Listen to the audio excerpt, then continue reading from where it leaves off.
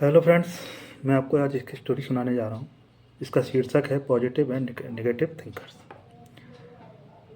दो सिस्टर होती हैं। दोनों सिस्टर को उनके मम्मी पापा ने पढ़ने के लिए शहर में भेजा। तो एक सिस्टर के भैया भाभी अच्छे पढ़े लिखे होते हैं, चेन्नई में जॉब कर रहे होते हैं। और एक सिस्टर को उनके रिश्तेदार के यहाँ पर कानपुर भेजा। मतलब एक सिस्टर गई चेन्नई पढ़ने के लिए भैया भाभी के पास, एक सिस्टर रिश्तेदारों के यहाँ गई कानपुर, छोटा शहर है। तो दोनों को, अब चूँकि मिडिल क्लास फैमिली से बिलोंग करते हैं, तो फादर की इतनी इनकम नहीं थी। तो उनने 3-3 हज़ार रुपये मंथली खर्चे के पैसे उन दोनों बच्चियों को वो देते थे।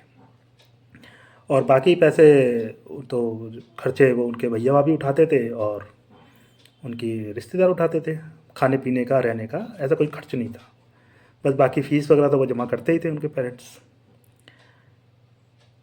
तो मैं आपको जो बताना जा रहा हूँ कि इसमें दोनों सिस्टर दोनों डिफरेंट थी।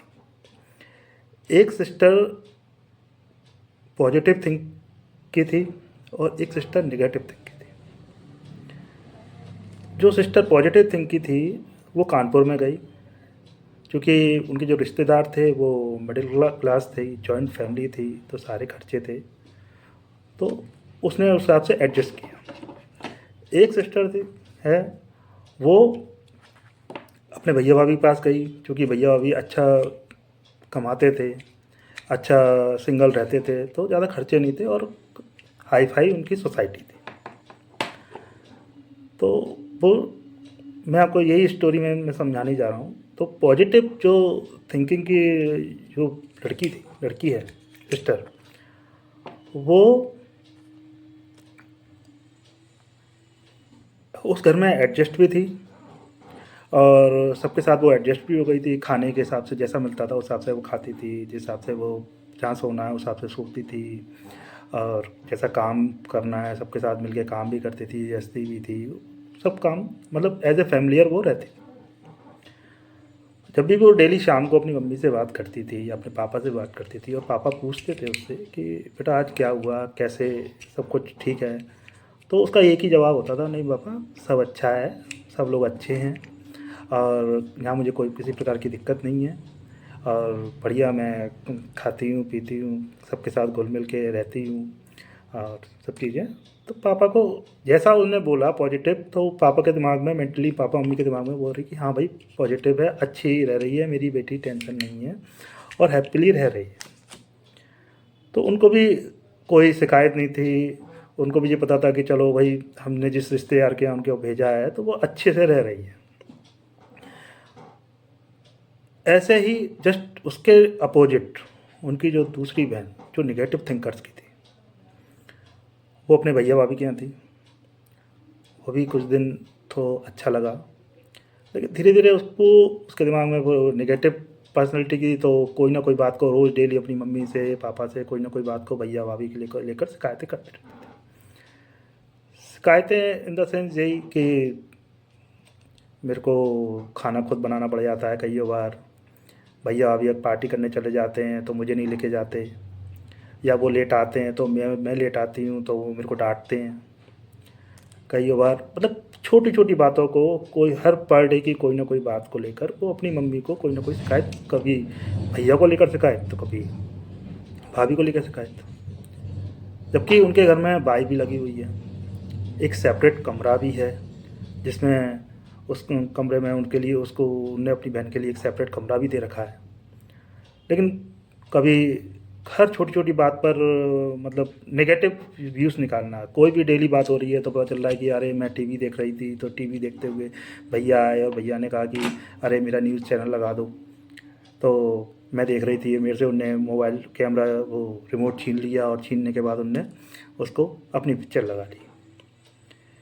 या डेली कोई ना कोई बात, जैसे भाभी हैं, भाभी ने आज मेरे को ऐसा बोला, आज भाभी ने मेरे से कही कि ये काम कर लो, और वो मेरे से काम की कहती हैं, जबकि उनके यहाँ बाई लगी हुई है। उसके बावजूद भी मैं भैया के कमरे में सो रही थी, तो लेकिन भाई तो कि ना उनने बोला कि जाओ अपने कमरे में जाके सो जाओ, तो एवरीथिंग कोई ना कोई बात को लेकर हमेशा नेगेटिव व्यूज़ देना, नेगेटिव बात करना, जिसका परिणाम ये निकला कि उनकी मम्मी के दिमाग में जो बात बैठ गई कि भैया भाभी उसको हमारी बेटी को सही से रख नहीं रहे हैं, और उनकी मम्मी के दिमाग में जो हो गया कि भाई भाभी तो गलत हैं और भाभी वो सही से नहीं रख पा रहे हैं। और कोई ना कोई बात पर रोज़ की भाई भैया भाभी, अब चूँकि बेंगलोर में रह रहे हैं, दोनों इंडिपेंडेंट हैं, अलग रह रहे हैं, अच्छा कमा रहे हैं, तो दोनों की पार्टियां भी होती हैं। पार्टी से इन द सेंस कि घूमने भी जा रहे हैं, दोस्तों से मिलने भी जाना है, तो ज़रूरी नहीं है होता कि हर बार हर किसी को ले जाया जा सके, लेकिन जहाँ ज़रूरी होता है वहाँ पर लेके जाते हैं। तो इस पॉजिटिव और नेगेटिव थिंकिंग की वजह से अल्टीमेटली रास्ता ये निकला कि उनकी मम्मी की नज़र में अब उनकी बहू के लिए, उनके बेटे के लिए ये हो गया कि वो एक अपनी बहन को अच्छे से रख नहीं पा रहे हैं। और जिसका ये परिणाम निकला कि बहू लड़की बोली कि मेरे को तो अलग मम्मी किराए पे मकान दिला दो, मैं तो अलग फ्लैट में रहूँगी, अलग से मेरे को। तो रोज़ की ऐसी नेगेटिव व्यूज़ के चक्कर में मम्मी ने कहा ठीक है, तुमको नया वो अलग से फ्लैट दिला देते हैं फ्रेंड्स का साथ। तो उस जरासे से नेगेटिव के चक्कर में ये हुआ कि मम्मी की नज़र में, माँ की नज़र में भाभी बेकार हो गई, भाभी की नज़र में सिस्टर गलत हो गई, और सिस्टर की नज़र में भाभी गलत हो गई, और भैया भाभी की और सिस्टर की नज़र में भैया भाभी तो गलत हो गई। फिर उसका परिणाम ये निकला कि फिर मम्मी मानी नहीं। मम्मी ने बोला कि ठीक है, वो बोले कि नहीं मेरे को भी अलग रहना है और अलग मेरे लिए कर दो, मैं यहाँ नहीं रह पाऊँगी, यहाँ पर मतलब मेरे को इंडिपेंडेंस ही नहीं मिल पा रही है और वो चीज़ें। जबकि ना तो घर में कोई काम था, अच्छा खाने के लिए सब कुछ था, घर में बाइयाँ भी लगी हुई है, इंडिपेंडेंट एक सेपरेट रूम भी मिला हुआ है, घर में इतना बड़ा टीवी भी लगा हुआ है, आप घूमने भी जाते हो, फिरने भी जाते हो, कार भी है। बट इस एक छोटी सी नेगेटिविटी के चक्कर में आज आप लड़की जो नेगेटिव थिंकर्स थी वो ने सबसे एक नेगेटिविटी बनाकर अपनी इमेज सामने वालों की नज़र में और सामने वालों की इमेज अपनी और अपनी मम्मी की नज़रों में ख़राब कर ली।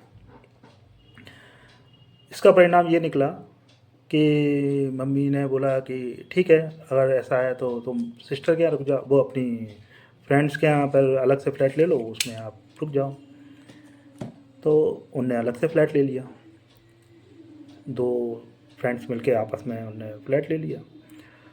तो यो मम्मी को जो खर्चा 3,000 रुपये महीने देना पड़ता था, वो खर्चा फ्लैट का और मिला के 15,000 रुपये करीब का एक्स्ट्रा खर्चा बढ़ गया। एक्स्ट्रा खर्चा बढ़ गया वो तो कोई प्रॉब्लम नहीं है, चलो ठीक है, लेकिन उसके दुष्परिणाम ये निकले कि जो फैमिली से कनेक्टेड लड़की थी या जो भी है, तो वो अपने हिसाब से अपनी ज़िंदगी जीने लगी।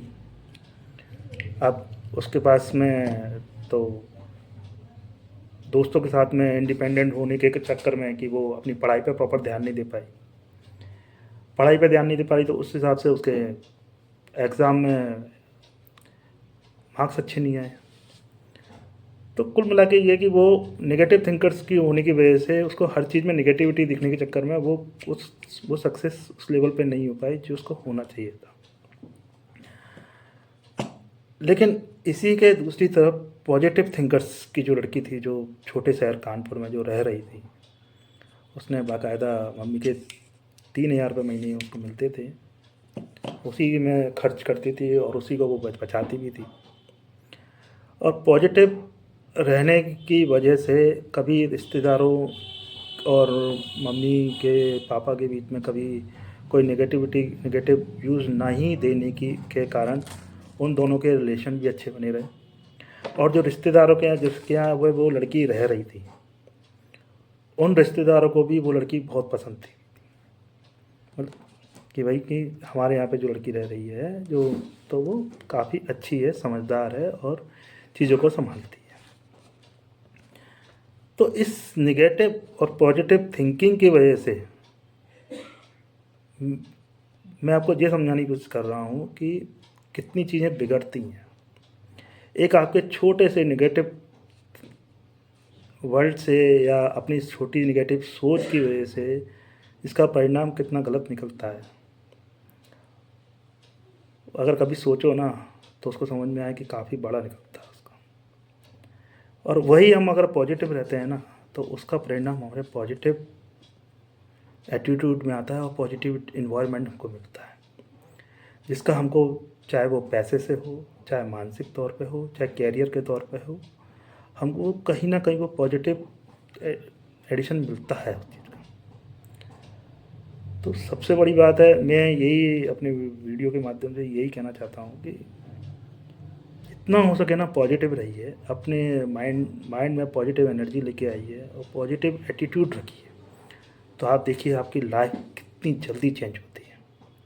और मैं रियली बता रहा हूँ आपको, आप अपने आप में पॉजिटिव रहिए और आप देखना कुछ दिन में ही आपको ऐसा लगेगा कि हाँ वाकई में मेरी लाइफ चेंज हो रही है, मेरा आसपास का माहौल कितना अच्छा है, मेरे आसपास के जो लोग हैं वो कितने अच्छे हैं। एक बार आप पॉजिटिव निगाह से देखिए तो आपको सब अच्छे लगने लगेंगे। तो मेरा यही मैसेज है सबके लिए कि प्लीज़ पॉजिटिव रहिए। तो पॉजिटिव आप रहेंगे तो आपको सब पॉजिटिव लगेंगे, और क्या पता आपके पॉजिटिव रहने से सामने वाला भी पॉजिटिव हो जाएगा। तो थैंक यू दोस्तों। अगर अच्छी लगे, अगर मेरी ये स्टोरी आपको अच्छी लगी है तो थैंक यू।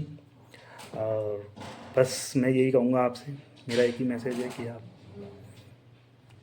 अच्छे रहिए, पॉजिटिव रहिए, खुश रहिए और दूसरों को भी खुश रखिए। ओके, थैंक यू, जय हिंद।